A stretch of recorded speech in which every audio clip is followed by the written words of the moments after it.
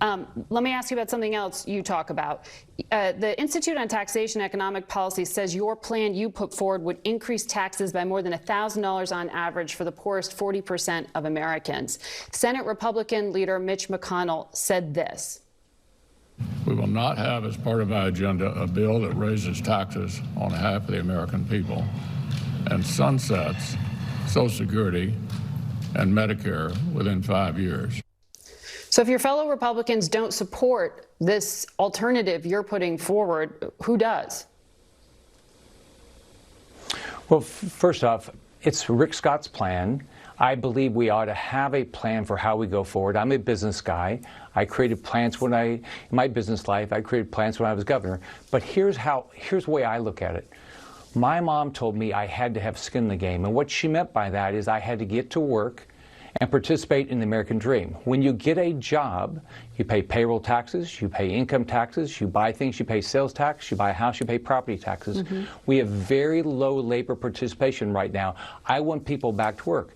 And with regard to Medicare and Social Security, think about this. We have got to be honest with the American people and come up with solutions. Medicare goes bankrupt in 4 years, Social Security goes bankrupt in 12 years.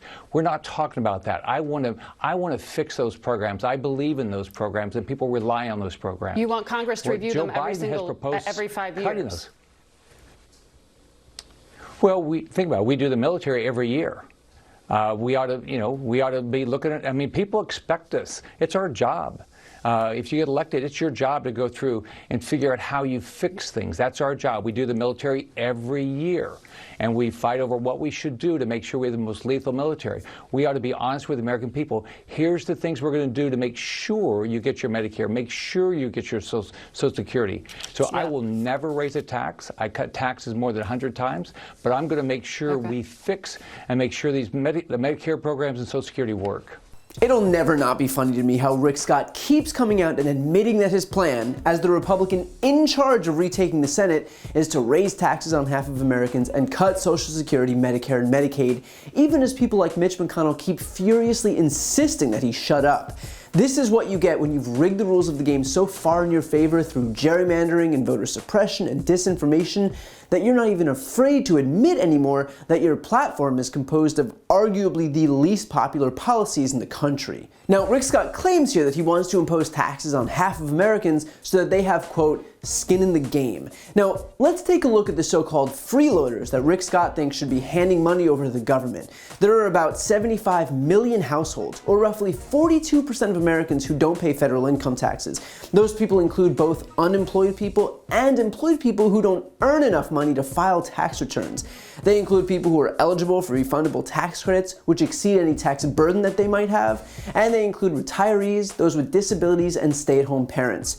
Those are the people who Rick Scott's decided that he wants to target here. He thinks that if you're a single parent working 2 minimum wage jobs but still living below the poverty line, that you ought to pay because you don't have skin in the game. He thinks that if you've worked your whole entire life and finally retired, that still you ought to pay because you don't have skin in the game. That if you're disabled, Rick Scott would have you pay so that you could have skin in the game. Even if you're a stay-at-home parent, raising a child and don't work, doesn't matter, find some money anyway and pay because Rick Scott doesn't think that you have skin in the game. How's all that sound? And by the way, none of those groups have anything to do with politics. There are low-income Americans across the political spectrum. There are unemployed Americans across the political spectrum. There are retirees and disabled Americans and stay-at-home parents across the political spectrum. You don't have to be a Democrat to be able to see how aggressively misguided this policy is. But if you did want to make it political, then I'd really love to hear how taxing disabled folks and retirees who don't make enough money to even reach the federal income tax threshold is a small government position. Or if your family is such that one parent works while the other takes care of children, and yet the government's decided that the stay-at-home parent needs to find some money to cough up anyway. Yeah, very small government. It's almost as small a government as one that's inserted itself between a woman and her doctor. You know what? This just hit me this second. I'm starting to think that maybe the Republican Party isn't about small government after all. He goes on to claim that we have, quote, very low labor participation right now. First of all, the labor participation rate in the US right now is 62.2% as of this past month, after a huge recovery from the 50-year low under Trump given his handling of the pandemic. And the average labor participation rate under Trump was 62.6%.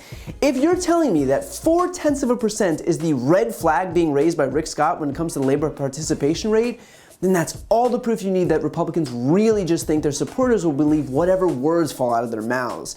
And second of all, on a similar point, the unemployment rate in the US is 3.6%, just 1/10 of a point away from the lowest point of the Trump administration. And that's even more impressive given that Biden took office with an unemployment rate nearly double what it is now. And for those people who are claiming, well, of course it snapped back, it was all because of COVID, and so of course people went right back to work. To give you an idea of what happened after the last economic downturn in 2008, it took a decade, 10 years, to get back to the unemployment rate of 4.4% just prior to the Great Recession.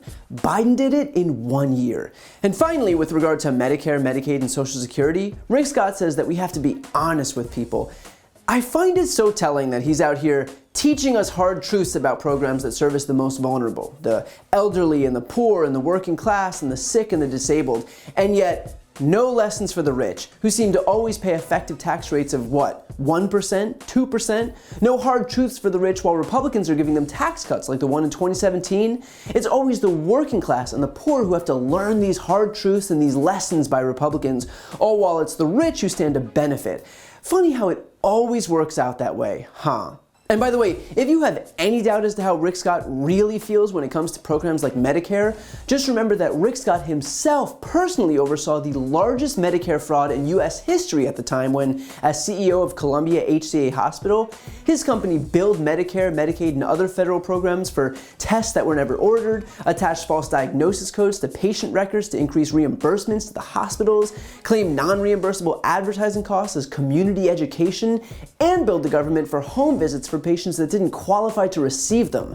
The hospital company was fined a staggering $1.7 billion, which was, at that point, the largest healthcare fraud fine ever levied by the Justice Department. And Rick Scott, trying to escape accountability, resigned as CEO fewer than 4 months after the investigation became public.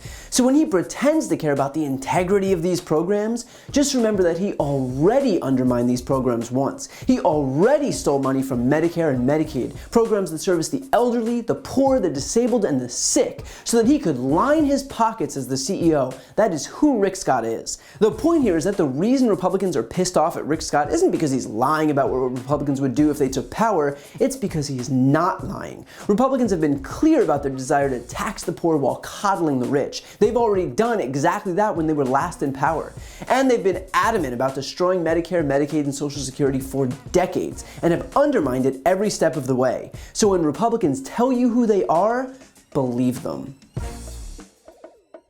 To see more videos like this, click the subscribe button right here on this screen. And to support my work beyond that, check out my podcast, No Lie with Brian Tyler Cohen, where I cover the week's most important stories and interview the biggest players in the world of politics, including President Biden, Kamala Harris, Pete Buttigieg, Elizabeth Warren, Katie Porter, and so many more. The link is also right here on this screen. And finally, to take action yourself and sign petitions on the most important issues, go to briantylercohen.com/petition.